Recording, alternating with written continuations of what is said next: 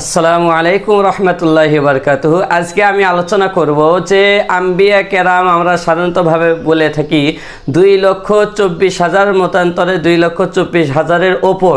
তো আসলে এর সঠিক সংখ্যাটা কি?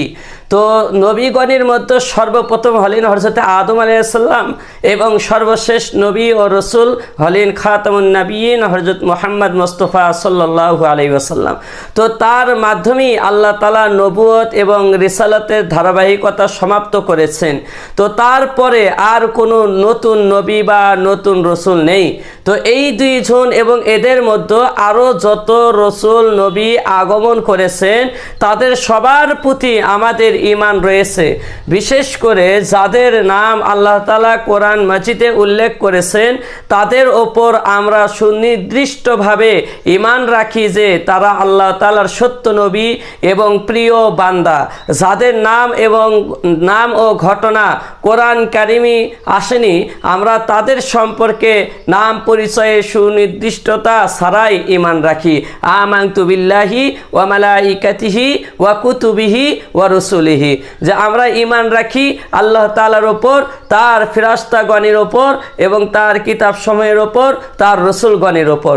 যত আম্বিয়া কেরাম দুনিয়াতে আগমন করেছেন প্রত্যেক আম্বিয়া কেরামের ওপরে আমরা ঈমান আনয়ন করলাম। কিন্তু প্রশ্ন এই যে হযরত আদম আলাইহিস সালাম থেকে নিয়ে আখিরি নবী হযরত মুহাম্মদ মুস্তাফা সাল্লাল্লাহু আলাইহি ওয়াসাল্লাম পর্যন্ত সর্বমোট কতজন নবী এসেছিলেন আসলে এর সংখ্যা জানা অপরিহার্য নয়।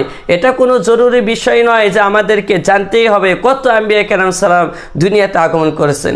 তো তাছাড়া এই প্রসঙ্গে রিওয়ায়াতের বিভিন্ন ধরন আছে।